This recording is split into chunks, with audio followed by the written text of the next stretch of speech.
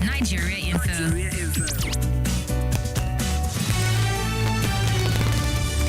Alrighty, thank you so much for staying with 95.1 Nigeria Info, your talk station. We're passionate. We love to bring you conversation 247, and I tell you, we're trustworthy. Take what we discuss here to the bank. I mean, in terms of our conversation, we give you as raw, as organic, and factual as it can get. And remember, hard facts is driven by facts. So, yeah, you get the very best if you're tuning every day, and particularly 3 to 7 p.m. with yours truly, Kimberly Mwachku, the Oracle, the digital Oracle, that is. OTF, the fellow Ochanyawan, Madam Speaker, and I will say yes to them all. I'll be here till 7. Super excited to join you this Wednesday as I have my guest comfortably seated. Sometimes, when I come around, I feel like Dr. Majeed has expended too much energy talking about the issue. We want Walepi and the guys in production. They should not exhaust you before you finally come on. We have our own coven.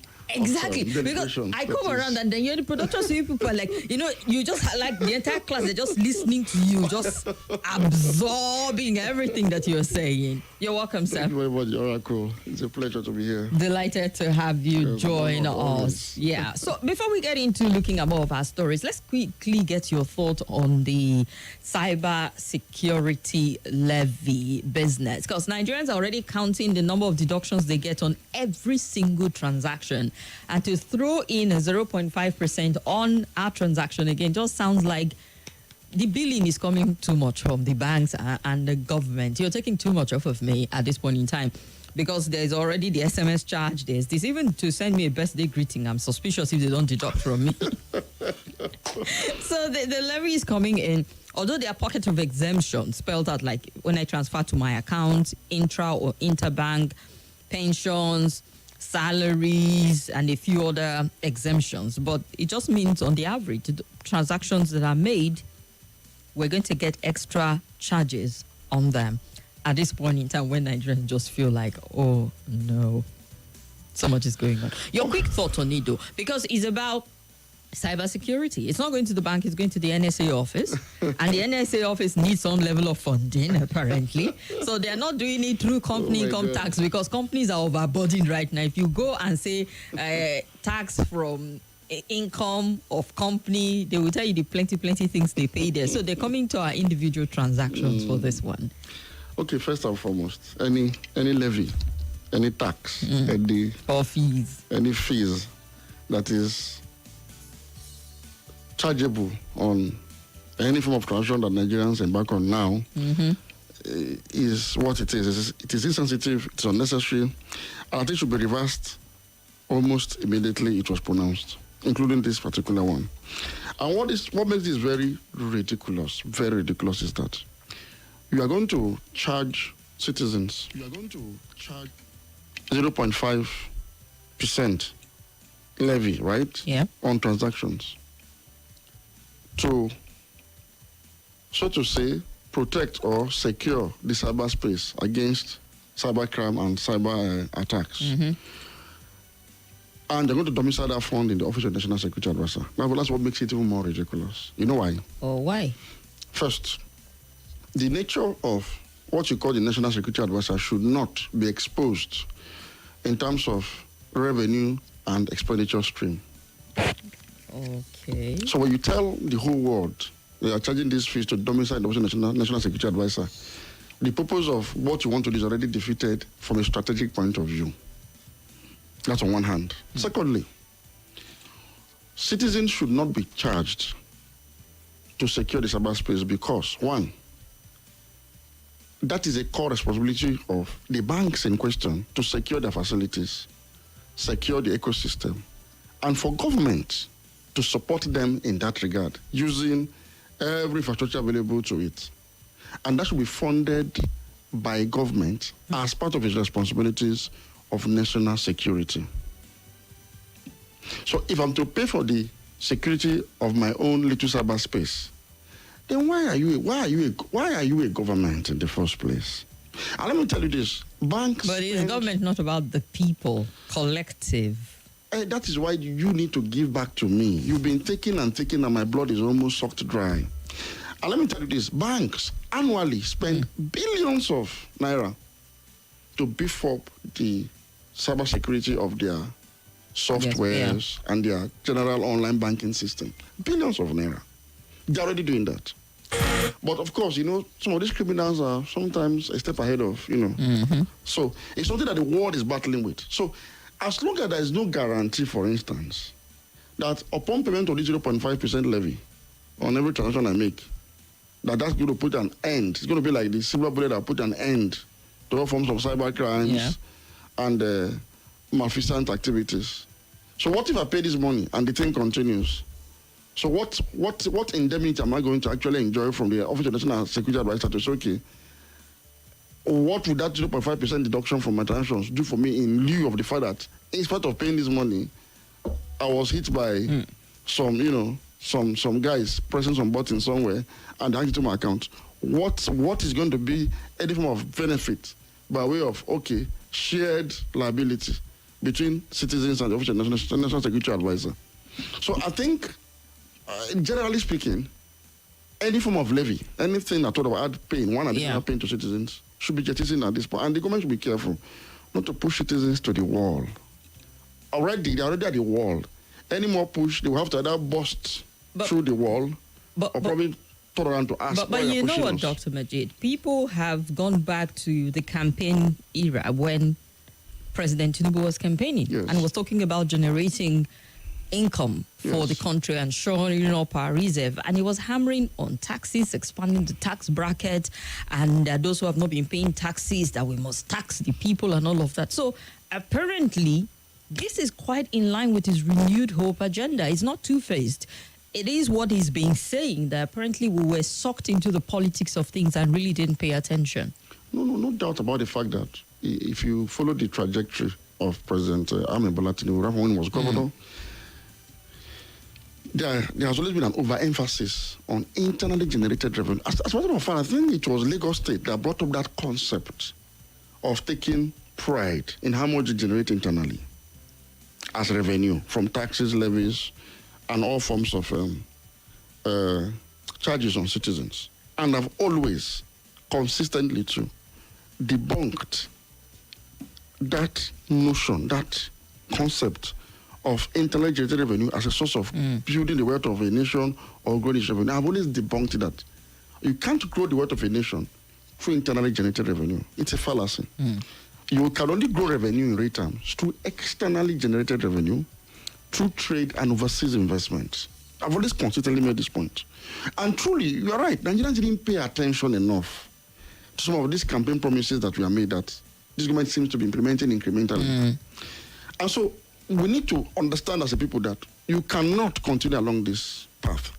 And the reason why governments, and not just this government anyway, most government before it have emphasized so much on internally generated revenue. You know the reason why? Why?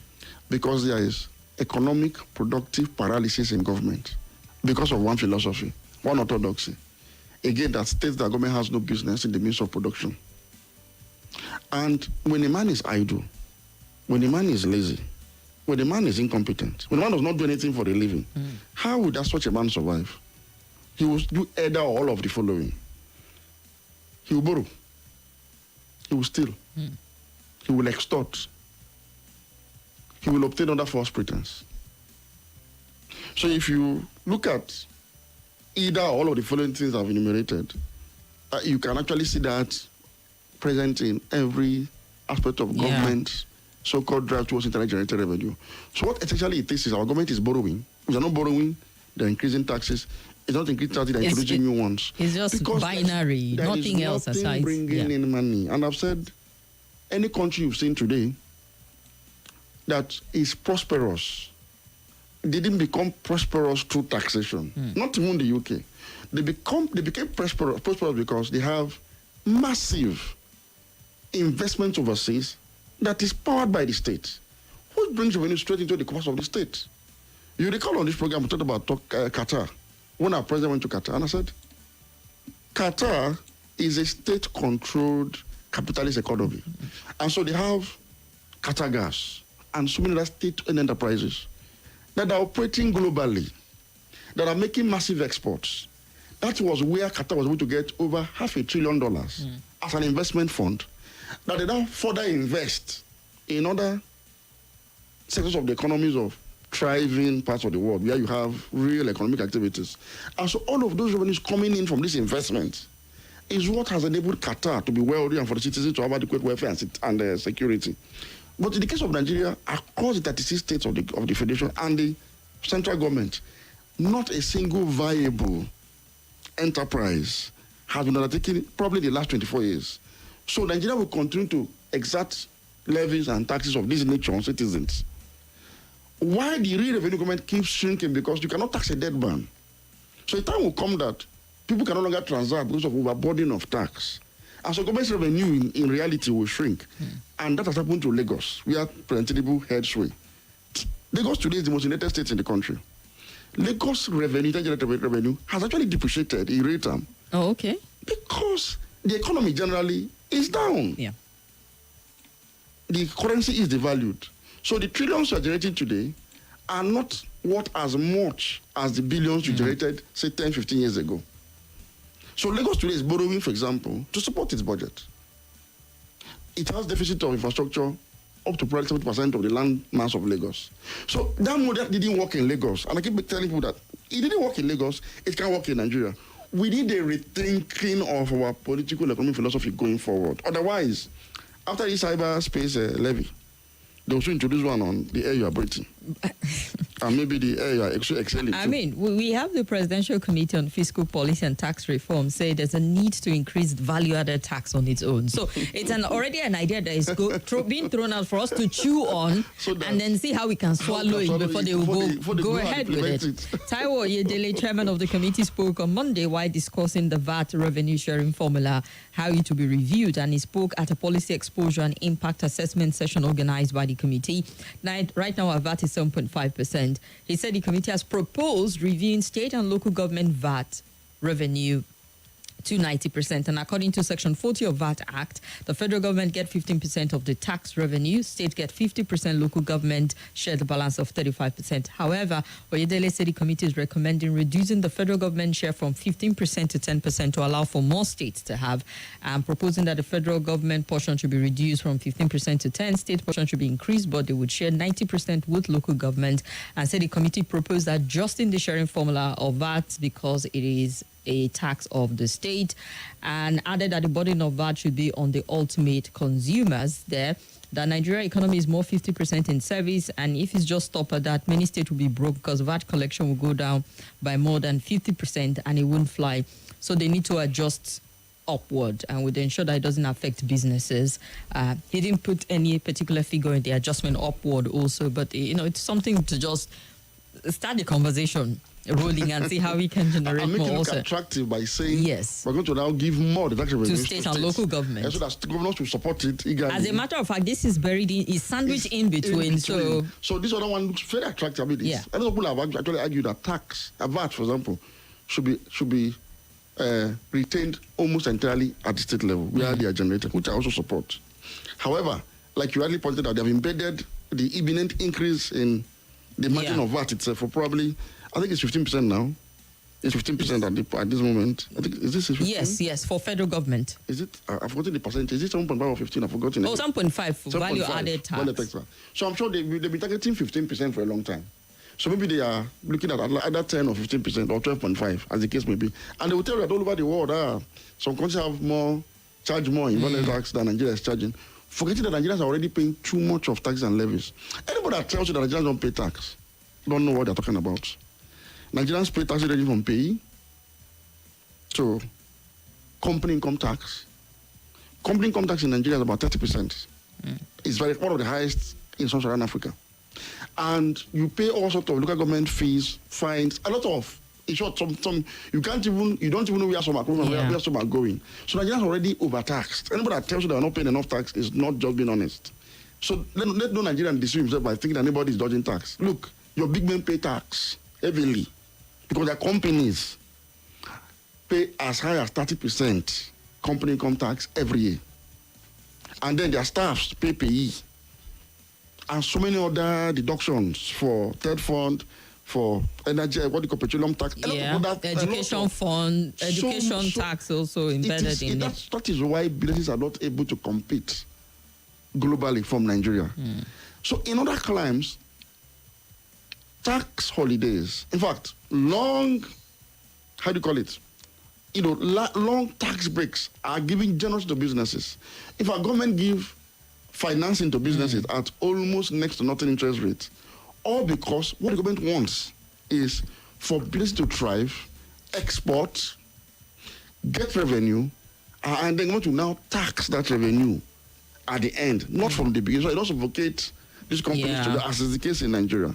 So until we have a rethink, we'll keep having conversation about tax, and it won't be enough, especially when you have a profligate political class. Don't forget that these taxes they're talking about, we might get into a pool and to be distributed across the 3 tiers of government. And the handlers of these revenues are the 3 tiers of government. Well, the activities are better imagined anyway as Nigerians. So we're not even likely to go to see any commensurate increase in service delivery in terms of good governance, welfare and security for citizens. We're not likely going to see that at all. So what we're going to see is longer convoys for our chief executives at the states, more white elephant projects, and all forms of corrupt practices embedded and shrouded within our very flawed procurement processes. So one would expect that where the government should start from economic salvation is a thorough war on corruption and graft, thoroughly. A thorough, effort towards plugging loopholes and make sure that whatever revenue is available is not misused, it's not abused, it's not wasted, it's not stolen. I've not really seen real effort towards this direction. So it's going to be like pouring water in a basket. If you like tax us for every other thing, it won't change the fortunes of Nigerians. It only increase the purse of our political class.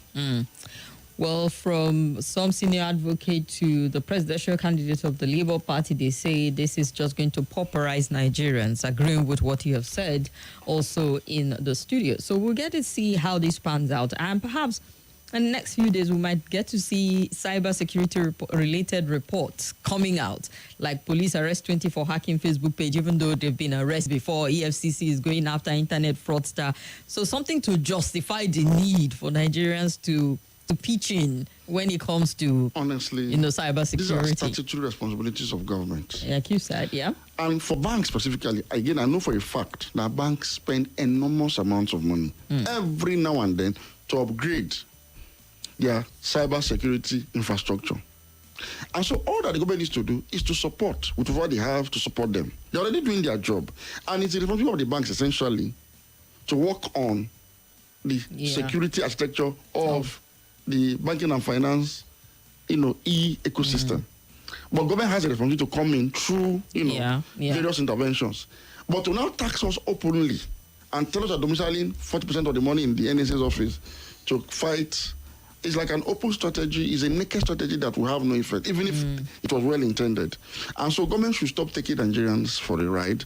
Government should think through a lot of its policies, programs, and, decisions before coming to either implement it. And this particular law was passed in a very nocturnal manner. Well, they will say it's been there. It's the implementation that is coming there was an amendment to fore. that included this now. Okay. It was recently done. In fact, it was when this pronouncement came up that we said, we are trying to implement a law that was recently amended. And from the comments I've been hearing in the last 48 hours, we understand that there was no public hearing that was held, for example, towards the amendment of that law. Okay. There was no public hearing. In fact, nobody knew what was contained in that law until it was passed. And when you talk about Peter Obi, Atiku Abubakar, and some other opposition leaders making statements about the fact that this would impoverish Nigerians more, which is something that is quite heartwarming, at least we have people speaking for us. Again, my worry is this. In that National Assembly, Peter Obi's Labour Party members are there. Atiku's people members are there. When they sat down and nocturnally passed this law,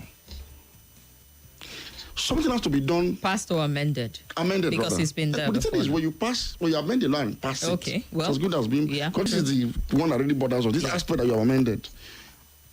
They were all there, and again, none of them have spoken up to say this is not right. We oppose this passage in place, even we are minorities in the House. But let it be on record that we oppose this additional burden on citizens. We didn't hear that.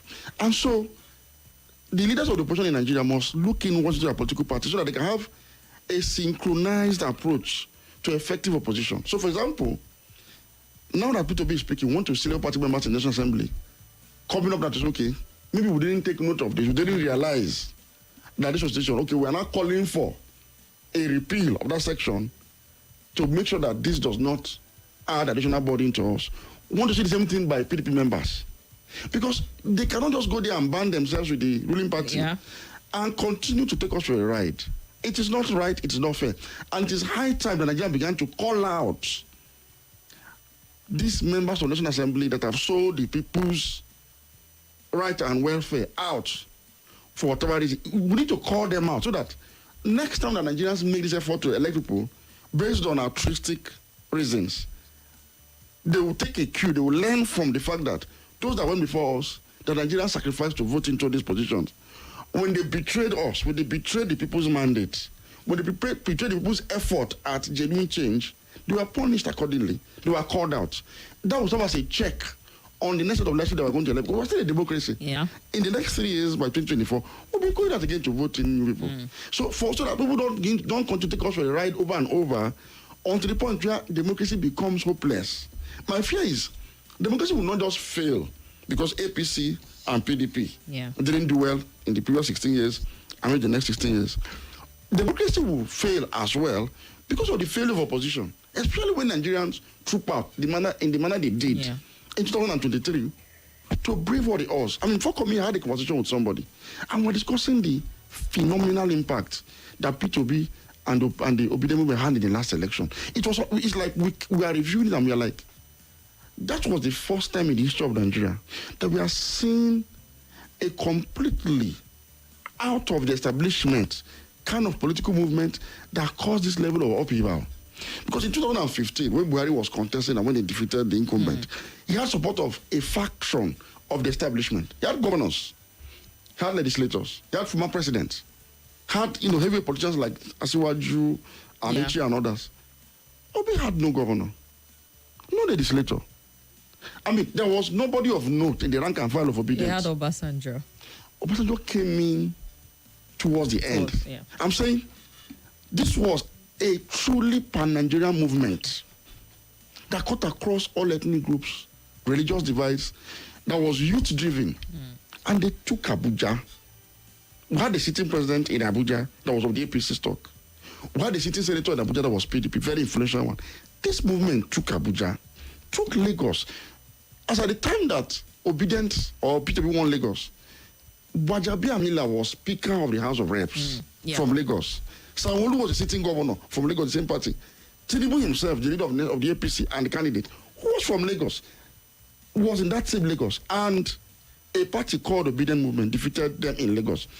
Called the Labour Party. They did not defeat them in Lagos. The person representing Tinubu in the House of Reps is of Labour Party extraction. In the House of Reps. That is, Tinubu lost his federal constituency to Labour Party. As I speak to you, the last I heard of him was when that result was declared. I don't know the name of the person. I've not heard his voice before on the floor to speak up against and on behalf of the people that resisted, that said, we won't vote for this man and voted for you and your presidential candidate. I've not heard that man, that fellow, standing up for the Nigerian people or for his constituency on the floor of the National Assembly till this moment. As correct as I think I can be, I still don't know his name. I don't know what he looks like. This is a betrayal of a legitimate, a genuine democratic revolution that would have ushered in a consolidation of our democracy. Where people will now know that the people's power is actually the driving force beyond democratic recruitment, leadership recruitment process, rather than might, rather than big manism. It has been betrayed, and my fear is, will Nigerians have the encouragement, the motivation to repeat this feat, and probably ordinary will have improved on it in the next round of election? Are they not going to feel that, well, like somebody has been jilted several by serial lovers, to feel it will take much more than the words of mouth to arouse anybody's interest? That is my worry, that by 2027, people might just feel we're hopeless. That apathy would be and returned. that will be the beginning or the end of our democracy, if at all we still have democracy by that time. Oh, we'll still have democracy there. We do not have a choice but to perfect this system, democracy, to suit us at that point in time. All right, let's look at some comments. Some people complaining about the audio quality on our YouTube page. Is it any better now? You're saying there's a holdback or feedback coming from YouTube. Please let us know. Emmanuel Samuel, Brown Trendy, Joseph, Ede Emmanuel. There's actually no audio on your YouTube stream. Please help us check it out. Pascal View, is it better now? Well, if you're on YouTube, if the audio is not there, you won't be able to hear me ask you if it's any better now. But I reported to the tech guys. On Facebook, Olatunde Michael Ibrahim says Dr. Majeed is the mouthpiece of the masses. Dr. Majeed, you're on point, says Kingsley Akam. Eze Ikenna says every day with this administration looks like it's wrong being a Nigerian. Really, honestly, Eze Ikenna from Maraba Road. Chima Ugwibe says, the part of these that is most frustrating is that people will clap for the policy without thinking about its consequences. Now, this will make the economy more cash economy. Traders will prefer cash instead of transfer. People will stockpile cash, again, making armed robbery lucrative. Well, this one has thought about it to the very end, and the message disappeared while I was reading it. Dr. Majeed, I love you so much, and I love your shirts. Do Bama. That's not what you should be checking out on Facebook. Join the conversation and lend your voice. I'll revisit that message because I was trying to highlight what you mean. But yeah, it's 0.5% on any transaction enough for one to say, okay, I don't want transfer or pay me cash. Particularly if it's maybe less than 5,000. People might want to do a bit more. I don't know. No matter how much in terms of the amount it is, that additional burden is something that government should not even have contemplated. All right. I don't know why sometimes you really want to believe that indeed All right. that our leaders are people like drunken sailors aboard the sinking ship, and it's quite it's worrisome. Honestly, I've been nonchalant about this matter because I feel, am I dreaming? So you mean government has the temerity at this point in time to institute a levy that you're not even sure will put an end to that which you say you want to solve? I mean, if there was a guarantee, ironclad guarantee, no, with this, you won't hear ping anymore about cybersecurity issues. Yeah. Fine, okay, let's give it a try. There's no guarantee. This government has not been able to protect Not even properties. the US can give you that guarantee. So why are you taxing people to do something you know is out of your control? Somebody can sit in the US, like you rightly pointed out now, and actually hack a bank in Nigeria. Well, they arrested some people who were hacking from Vietnam. The police, they talked I about. don't understand how the National Security Advisor's Office. So now, why I say this is ridiculous is this. Finally,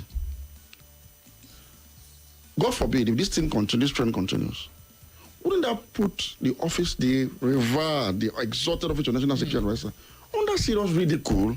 No, despite the fact that collects 0.5% from all the bank transactions in your country, this is still happening on a larger scale.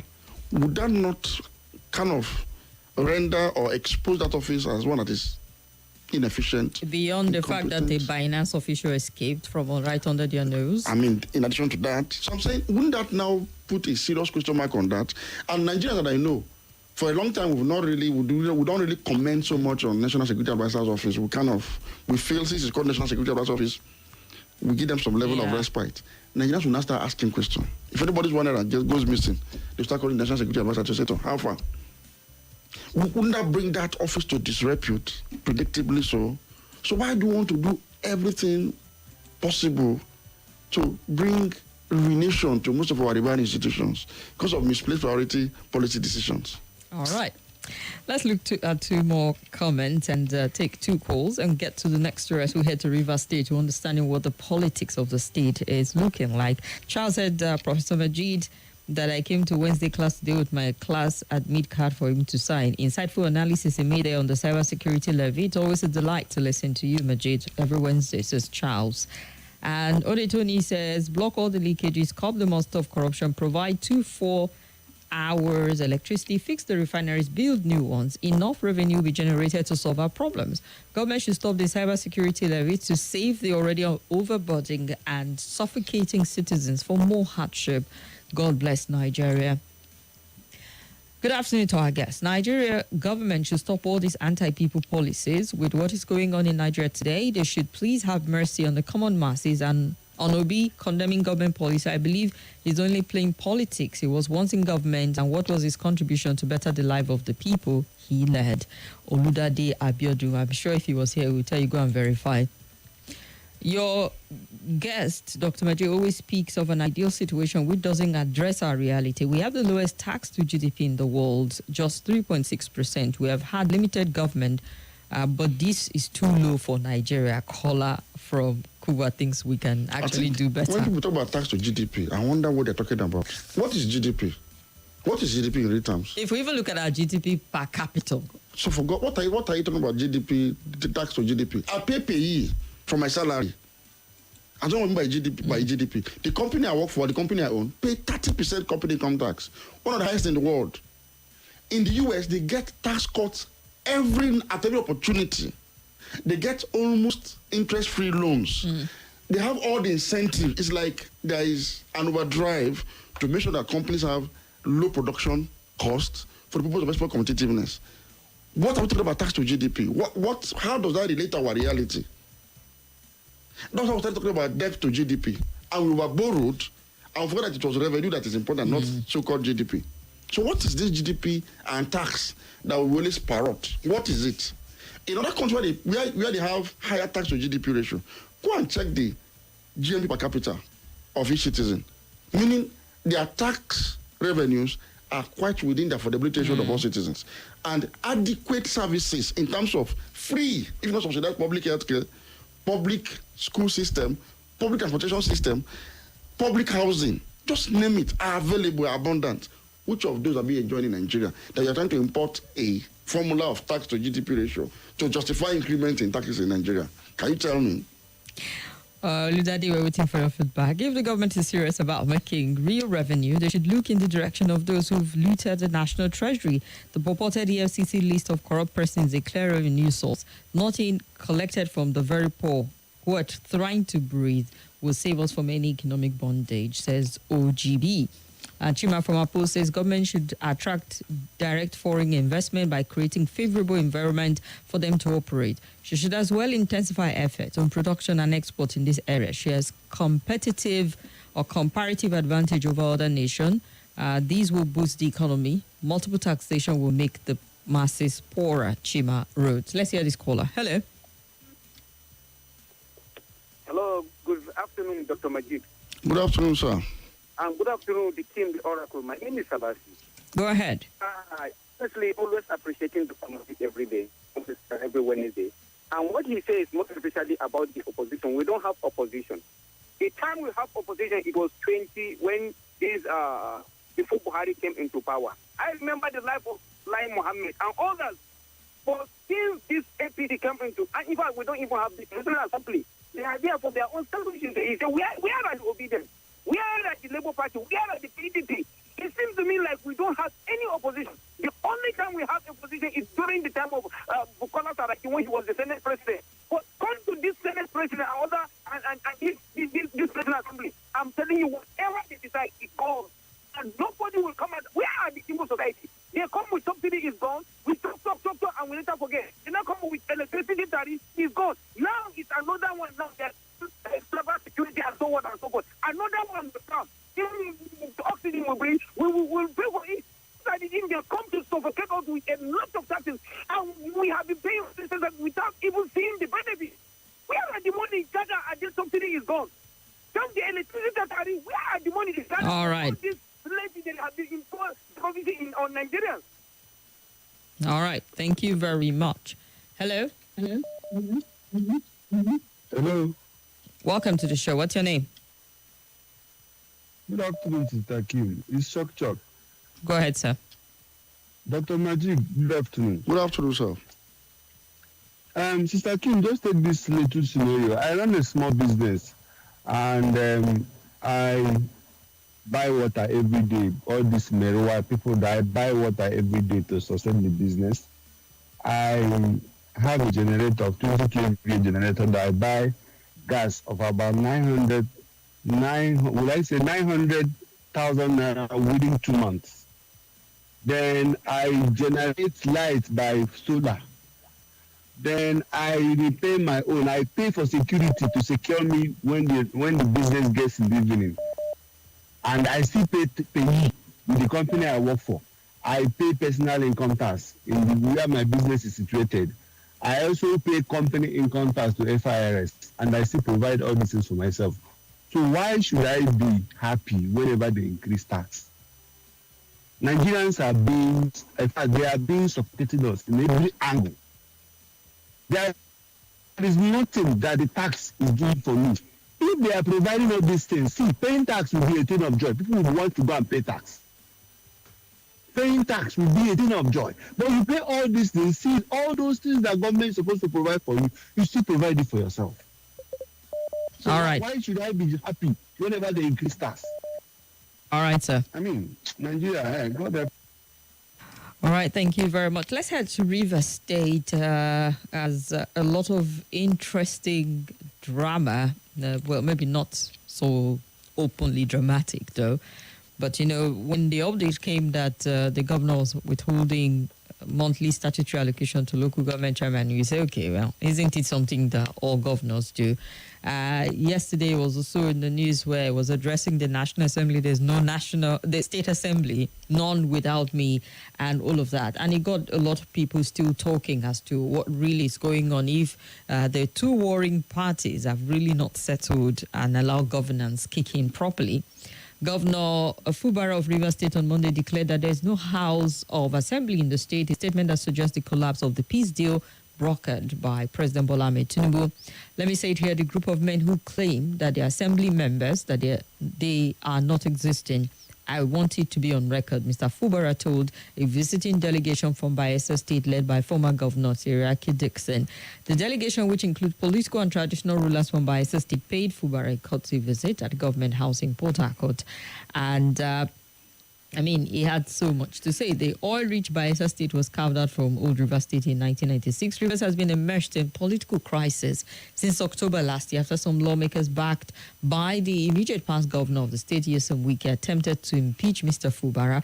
The crisis steadily deteriorated till December, when President Tinubu brokered the peace between Wike and Fubara after the seat of 27 lawmakers loyal to the FCT minister were declared vacant. And Mr. Fubara in the peace deal was asked to allow the pro-Wike lawmakers whose seats were declared vacant to return to the assembly with their rights and privileges restored, including conducting legislative business at the venue of their choice. The lawmakers have since had, their restoration dispensed with since they came back, the bill, the budget, was one of the first things they upturned and all of that. And it's just been back and forth. At this point in time, some are even calling on the assembly to impeach him and all. So I don't know. How long are Rivers State people going to contend with politics instead of governance, really, with the way things are going on? Because this is distracting. It will even distract from whatever it is. Half the time Fubara comes in the news, it is not about governance or what he's really doing for his state. It's about how he's fighting for his life to remain in office, or who he's contending with, or making certain statements in passing that a lot of people are interpreting to mean so many things at this point in time. You see, Rivers State has become the headache of Nigeria. The entire country, or just a headache for themselves? Nigeria. Rivers is such an oil-rich state. So the governors of Rivers, since 1999, have a lot of money to play with. And so they can do and undo. First, it was Odili. He wanted to be president, that he almost won the presidency. But for the fact that, the powers that be decided at the last minute to say, we want to return power to the north. And so it's not going to be a southerner, let alone Odili. We saw what Amici did in 2015. Amici was the driving force behind the APC bid to unseat the PDP because of the power of the purse, the weight of the purse of Rivers State. And he was like, without Amici, I doubt if APC would have won that election. And in the process, the country again was shaking to its foundation from that same Rivers. The rumble between Amici, this same governor, former Governor Wike now, and former President Jonathan, who himself is a Port Harcourt boy, so to say. And many years down the line, we are now seeing another episode. Now, the problem between Fubara, Governor Fubara, and former Governor Wike, is even rearing his head within the PDP and within the Nigerian state itself, to the point that the president had to call a peace meeting. Yeah. Where so many unconstitutional agreements were entered into, and Governor Sim Fubara signed and walked away. And the story continues. Now, you see, what's happening in Rivers is just a symptom of what ails Nigeria. Leadership deficit arising from a very flawed democratic leadership recruitment process that has increasingly degenerated since 1999 into an outright criminal enterprise of power grab at all costs, not for public service but for self-service. This is what is happening in Rivers. And every Nigerian, especially people in Rivers, must be concerned. You see, in this fight that they're having right now in Rivers, there are no angels, there are no saints. They all belong, all parties in this crisis. Well, they all came out basically from the same fold. So nobody should take sides in this matter with either Fubara or Wike. All of them, including these two gentlemen, belong to the assembly or the congregation of current-day sinners, political sinners. Yes, it's very important for people to know this. Because I see Nigerians having the tendency of wanting to take side with one of the warring factions or not. It's not about you. What we have seen is that all of them are the same. So one man has installed a successor and wants to control the state and its resources and everything about the state. And the one that has been installed wants to get his own freedom and be able to control his own state and his own resources. To the point that he's saying the assembly does not exist. Make it make sense. It doesn't exist. And people there, because they come from APC, from PDP to APC, only the court can decide whether they exist or not. And until the Supreme Court decides that they exist. In any case, Fubara, you went into the villa, nobody put rope on your neck and tied you there. You signed and agreed to abide with certain kind of agreement. And you see, Rivers people must be very careful. I see that the polity in Rivers is divided behind these two men, and it's unhelpful. Please, Rivers people, you are educated enough. You are exposed enough. Long time ago, to show the level of your exposure, long before independence, your capital city was called Port Harcourt. It tells you the level of westernization of the part of the country, long before other parts of Nigeria. This shouldn't be happening to you since 1999. It is time to organize yourselves. Lift yourselves up and bet a new political can we order. do it in a state where it's been said there are a lot of cultism and people who have been armed to run the affairs, and that's the perception people have. Let's okay. I thought it was a commercial break. Go ahead, sir. Yes, Because we've always had that. Other people will be tempted to begin to indulge in who is right and who is wrong between Wike and Fubara. In a country that is going through what we're going through, including people of Rivers State. In the first segment of this conversation, I talked about why government must become government and begin to take direct control of means of production. And with governments like the one we have in Rivers and across the country, how can that happen? Rivers State is an oil-producing state. But since 1999, at least in this Fourth Republic,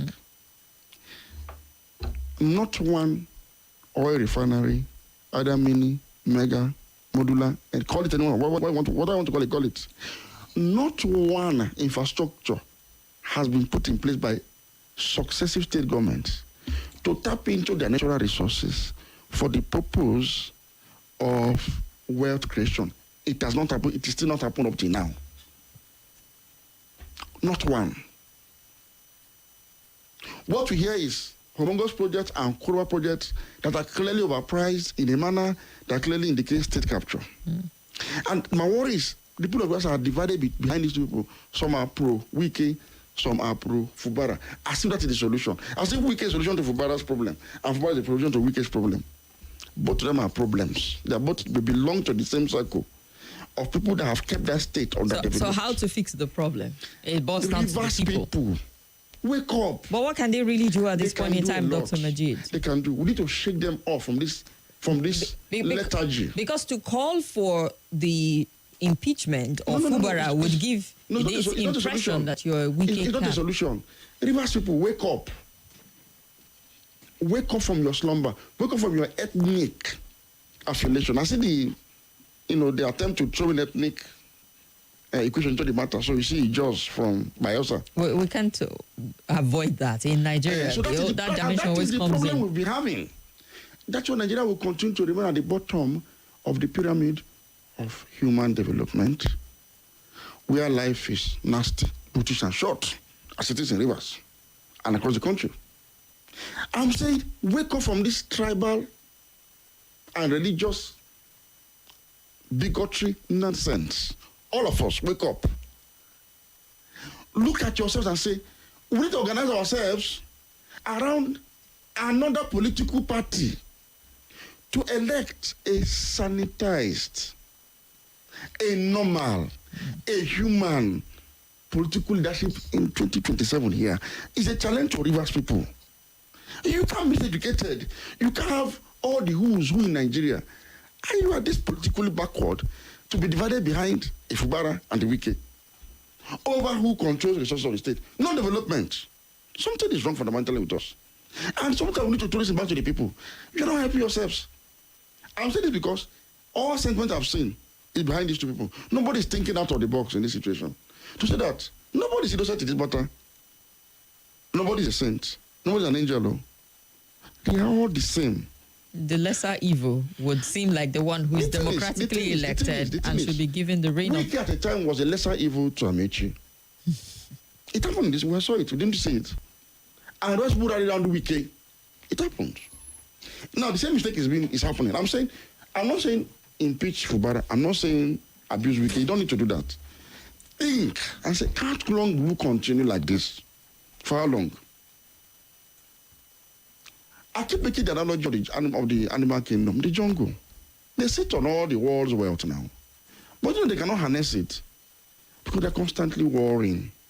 How can we as human beings behave almost in the same way as animals that are lower or inferior to us as human beings? How did we reduce to that level? All right. So if somebody's expecting me to come and talk about how Wike look for Fubara's trouble and how Fubara look for Wike's trouble, I'll be doing the public a disservice.